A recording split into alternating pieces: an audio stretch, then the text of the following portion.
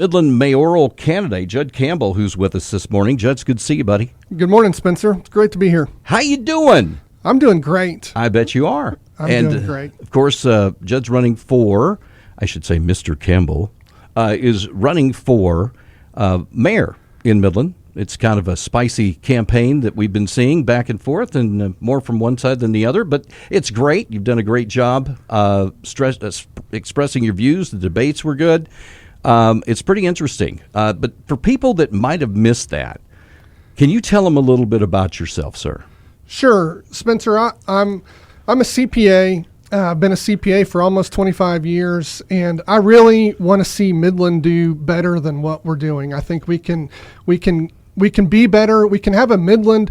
I say a Midland that works for Midlanders, a Midland for the people that live here. We've got to avoid doing the things that are hurting us. Our debt is getting out of control. We're almost at $1 billion when you factor in interest, and that is continuing to increase, and we've got to reverse that trend. Our spending is going up. Our budget is increased by 30% since 2022. Wow. And that's a trend that we just can't sustain. And so we've got to get that under control. Our taxes have been going up. That's the result of increased spending and increased debt. You're going to see that. And so we've got to bring that down. And there's no reason for us to have to take on the debt, take on the additional taxes if we had some financial responsibility. That's really what it comes down to. Right. And I have the skill set, the experience, the knowledge to bring that to the table, and I think that would be really beneficial for Midland and for Midlanders. We can rein in that spending. We can eliminate the waste that's in there. We've got things that are out of control. Our budgeting process is not good. There's lots of room for improvement in there. I want to see us have some transparency and accountability. I was going to there. say transparency would be nice. Transparency is critical, and the reason transparency is so important is you can't have accountability if there's no transparency. Right. And if you don't have accountability, then you really can't have fiscal responsibility. There's got to be some accountability there. We got to be able to see what's going on, and so the budgeting process is really important. I would like us to do true zero-based budgeting instead of just building dollars and budget dollars on wasteful dollars from the past. We need to start with our priorities. Start at zero and say, these are our priorities. This is how we want to spend our money for the next year, and budget those things accordingly, as opposed to just building waste upon waste. And we need to review that budget in a public and regular way. Right now, that's not happening. So we set the budget, and there's no real accountability on how that is going throughout the year. And so we need to make sure that that's happening at a city council level and a public level, so that people know, hey, how are we doing? We said this is what was important, and this is how we were going to spend our money for the year. How are we doing with that? Which eliminates the possibility of having basically slush funds, these Right. areas where, we went under budget over here. Well, we're just going to shift that money to somewhere else. Right. And there's not the same level of accountability that we need to make sure that those funds are being spent responsibly. I got you. I think it would shock most people. It shocked me when you just threw down that we're almost $1 billion in debt. That shocks me, because you would think Midland is doing great. We got a lot of businesses here. We got a lot of people coming in.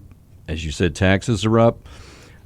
You would think that money we would be close to doing okay, but to find out that there were almost $1 billion in debt is a little shocking to me. It is shocking for a city our size and for the type of economy that we have. It's not necessary, and it's growing, Spencer. That's the problem.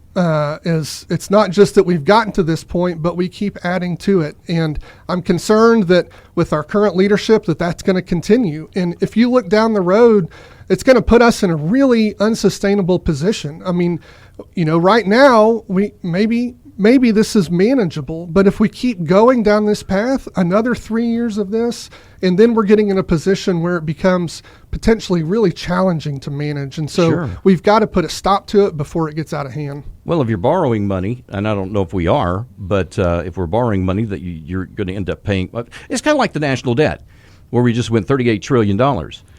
We're servicing the debt more than we're paying it off. Don't know if that's happening here, but you probably have some good ideas. It sounds like that there's some areas that we could use some transparency, accountability, Some of those things have come to light. What are some more things that you'd like to focus on, kind of drill down into that area? Well, I think transparency is really important. So we've seen, some reports released, some, spending reports, credit cards and things that was not fully disclosed. And the reasons why are a little ambiguous. But beyond that, some of those specific transactions that were completely redacted, the reports that are provided don't provide some basic information about how that money's spent. And so, like the vendor. So we don't even know. We know that the money was spent, but we don't know why, and we don't even know where it was spent. And so those things are just unacceptable. So it's just not a very detailed list. The vendor. Okay. A little more detail, please. Some basic information, that's right. And then we look at things like, what happens at the Midland Development Corporation, the MDC, and we see what I think really exemplifies the culture that we have at the city that's a real problem. So the spending at the MDC for operations is also seems to be out of control. We see the expense reports over there are really concerning, but even more so at the MDC that we're spending funds, these economic development funds, on things that are outside the legal bounds of what the MDC should be spending. So the biggest project that the MDC has funded to date is the luxury hotel, the Omni Hotel in downtown Midland, that is not within what the MDC was set up to do. The MDC was set up to provide incentives for manufacturing and industrial projects to help stabilize and diversify our economy in Midland, and a downtown luxury hotel just doesn't do that. Well, it seems like that there is one thing, not the right focus on what we should be bringing. We should be diversifying. I believe that's my thought. We should see more business that diversify businesses in West Texas, because we can't be totally dependent on oil, but we also have to service our people here. I'd like to see more of that, and I don't mind the MDC spending money if that means that we're going to be bringing in huge contracts for businesses coming in. There seems to be a disconnect between city government, and this is my opinion, and I rarely share it here on the radio station, of what they're doing and what city government is doing, and what the people are actually, what they know what's going on, what they're actually informed on. Do you see that, or is that something that you are focusing on? Yeah, and I think that's a real concern. I mean, it comes back to the transparency, right? How are we opening up and telling the citizens how we're spending their money? This is their money. The MDC funds are, those are taxpayer funds, and we need to be responsive to how the citizens want those funds to be spent. And that was voted in. The voters voted that in to be spent on manufacturing and industrial projects. A luxury hotel doesn't diversify, it doesn't stabilize, it actually doubles down on the risk that we have by having so much oil and gas industry in Midland, right? So if the oil industry has a downturn, which we know happens, I mean it happens. That's just if you've lived here any amount of time, it happens.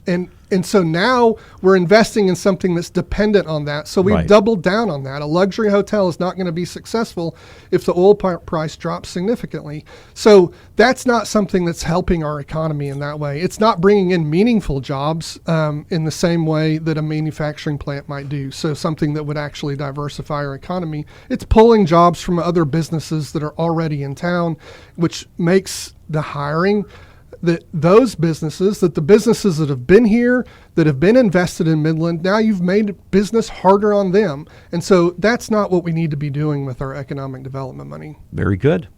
Any few thoughts that we haven't covered this morning? Well, there's a number of things. I would really like to see us continue to have an open government. I want us to have meetings at times that are accessible to our citizens. Right now we have meetings that are at 10 o'clock on Tuesday mornings. Those generally last for hours. I'm at work. and most people are at work, right? Yeah. And so it's really hard for people to engage, even to follow along with what's going on at that time. And so I think we need to look at moving those to different, maybe we can have those in the evenings. Odessa does that in the evenings. A lot of other places do those meetings in the evenings and give people accessibility to that. When you come to a meeting, we ought to have public comment at the beginning, so that it's important that your voice is heard and that you can make that voice heard without sacrificing a significant portion of your day for your 3 minutes of time to be able to speak your mind. And that's a priority. That ought to be a priority for our city. We need a culture change that really focuses on what's important for the citizens, the people that live in Midland. And I would like to bring that to Midland. We can do it. We can have the better things. If we focus on our priorities, we focus on roads and infrastructure. We focus on public safety. Crime is out of control in Midland. We see the stats that say it's gone down the last couple of years in terms of violent crime. It's come down in the last couple of years. But if you look back before that, if you have memory that extends before 2020, you know that we're 50 to 75% higher than we were for the previous decade before that. So this is not we're not the Midland that we used to be, and it's not the Midland that we can be. And we can have it better if we focus on those priorities instead of being distracted on things that, may sound nice and look good on a headline, but aren't the things that really matter to Midlanders. Then we're going to have problems. But if we focus on those priorities, then things are going to work out. Very good. Anything else? Is that it?